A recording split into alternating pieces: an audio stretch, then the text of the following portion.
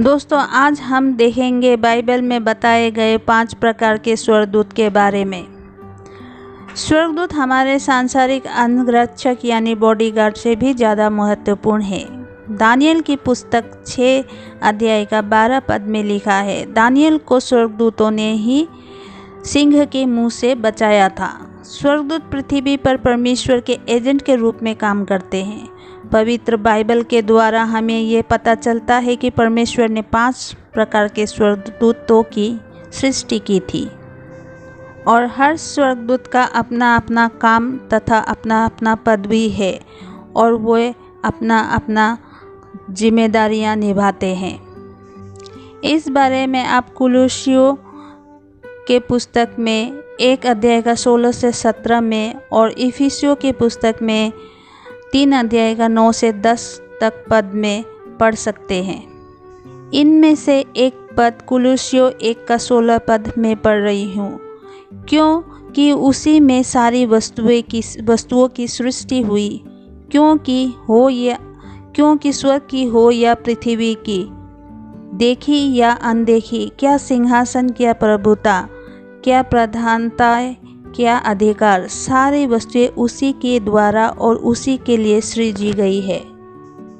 पहला स्वर्गदूत का नाम मिकाएल है, जिसे प्रधान स्वर्गदूत का उपाधि मिला हुआ है, लेकिन इसे पूरे बाइबल में 2 बार ही इस स्वर्गदूत के बारे में उल्लेख मिलता है और दोनों बार नए नियम की पुस्तक में। लेकिन कई लोग गब्रिएल को प्रधान स्वर्गदूत बताते हैं, क्योंकि गब्रिएल के बारे में पुराना और नया नियम की पुस्तक दोनों में उल्लेख किया गया है। लूका रचित सुसमाचार 1 का 19 में कहा गया है कि वो परमेश्वर के उपस्थिति में खड़ा है, लेकिन जब वो मूसा के शरीर के बारे में शैतान के साथ विवाद कर रहा था, तब मिकाएल ने उसे निंदा करने की हिम्मत नहीं दी, लेकिन ये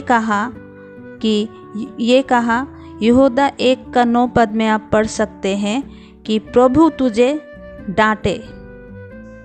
और इसे आप पहला थिस्सलुनीकियों का 4 का 16 से 17 पद में पढ़ सकते हैं। तो दोस्तों, दूसरा स्वर्गदूत का रूप जिसके बारे में बाइबल में सबसे पहले बताया गया है, उत्पत्ति की पुस्तक 3 का 24 अध्याय में आप इस बारे में पढ़ सकते हैं, जहाँ पर आदम को अदन की वाटिका से निकाल देने के बाद में करूबों ने ही उस वाटिका की हिफाजत की थी। और इस बारे में भविष्यद्वक्ता यजकेल ने यहाँ पर अद्भुत आध्यात्मिक प्राणियों का उल्लेख भी किया है। इसे आप पढ़ सकते हैं यजकेल की पुस्तक 1 का 13 अध्याय में। और तीसरा स्वर्गदूत है सराप। ये स्वर्गदूत परमेश्वर की उपस्थिति को दर्शाता है। वे परमेश्वर के सिंहासन के चारों तरफ उड़ते हैं। आप यशायाह की पुस्तक 6 का 1 से 8 पद में इस बारे में पढ़ सकते हैं। और चौथा स्वर्गदूत है जीवित प्राणी। इस स्वर्गदूत को जीवित प्राणी या 4 प्राणी के नाम से जाना जाता है।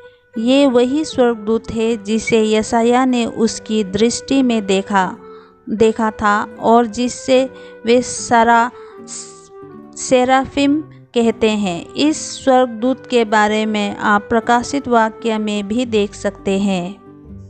और 5वां स्वर्गदूत का झुंड है सामान्य स्वर्गदूत। ये स्वर्गदूत अभी भी परमेश्वर की सेवा करने में लगे रहते हैं और इस बारे में आप इब्रानियों की पुस्तक 13 का 2 पद में पढ़ सकते हैं। लिखा है, अतिथि सत्कार करना ना भूलना, क्योंकि इसके द्वारा कुछ लोगों ने अनजाने में स्वर्गदूतों का आदर किया है। तो दोस्तों, यही वो स्वर्गदूत है जो हमारे साथ सेवा कर सकते हैं। दोस्तों, आज का ये वीडियो कैसा लगा कमेंट करके ज़रूर बताइएगा और मेरे चैनल जीसस कॉल एवरीवन को लाइक, शेयर एंड सब्सक्राइब